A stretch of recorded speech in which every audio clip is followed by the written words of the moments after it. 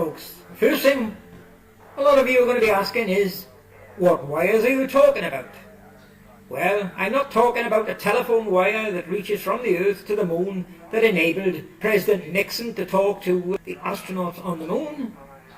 I'm referring to other wires that you will see coming up now. As I've shown you in the past, this photo here claimed to be the Apollo 11 LEM on the Moon, despite the fact that I've told you there's at least 18 anomalies in this photo proving it to be fake and faked on the Earth. Now, as I've shown you each time in the past videos, this photo here, as you can see, was photoshopped in 2008. And for years I've been called mentally insane and stupid because it couldn't be, because Photoshop was not out in '69. If Photoshop was introduced in 1989 and this is photoshopped, then it's photoshopped after 1989. And here, what we've got here, the table on the left, folks, is the EXIF data for that photo, and the top arrow shows Adobe Photoshop, and the next arrow down shows the date it was Adobe Photoshopped. And on the right, top arrow indicates the photo number, and my bottom arrow indicates the day I first downloaded this from the net, from the Lunar Surface Journal, folks. There's only one reason for Photoshop being used, and that's to digitize the photo.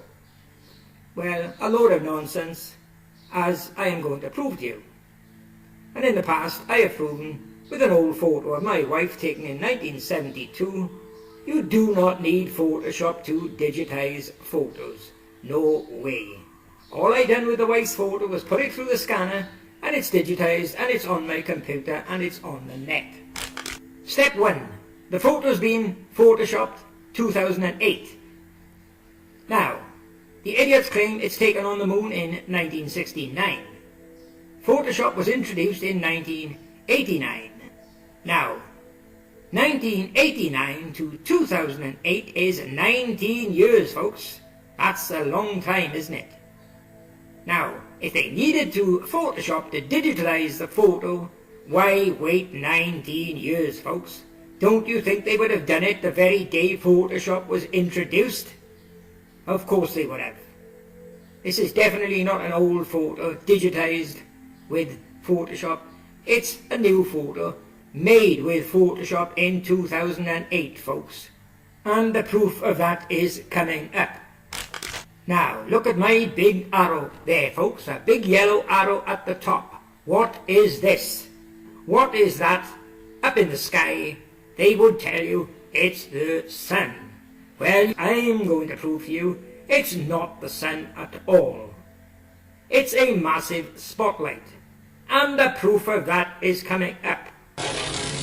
There you are, folks. That's what that light in the sky is. It's a massive floodlight on a big floodlight mast. And if you study this photo carefully, you can actually see either side of the mast. You can see support wires coming down from the mast to the ground to hold it upright and stable. Can you see the wires? Numerous wires, folks. And here we are, folks, back to this photo. I'm going to prove to you that that light in the back is definitely that spotlight on that floodlight mast, as you will see coming up now.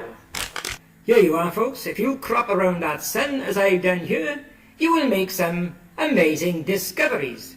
Look at the arrow on the left, what it's pointing to. You can actually see the wires from that support mast, folks. You can see the wires plain as day. Now, who can tell me, why would they want to have wires holding the sun up in space? What are the wires joined to at the other end? Did God put wires to hold the sun up? Because you can see the wires here from your so-called sun, and we'll take a closer look at them. There you are, folks. Can any of you see the wires? They're in a set of 5. You can see them all around that mast if you look carefully. But they're in a set of 5. Here's the most clear ones available here. I've even numbered them for you. 1, 2, 3, 4 and 5. Can all of you see them?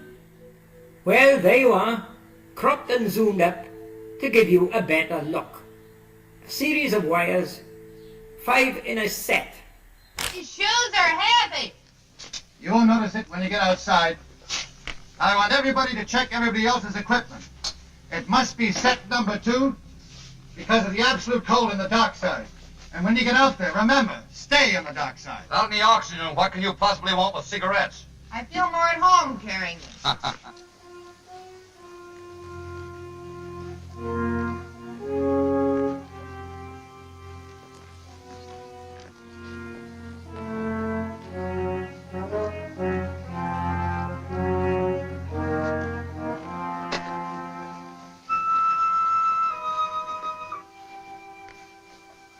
Here we are at the dividing line.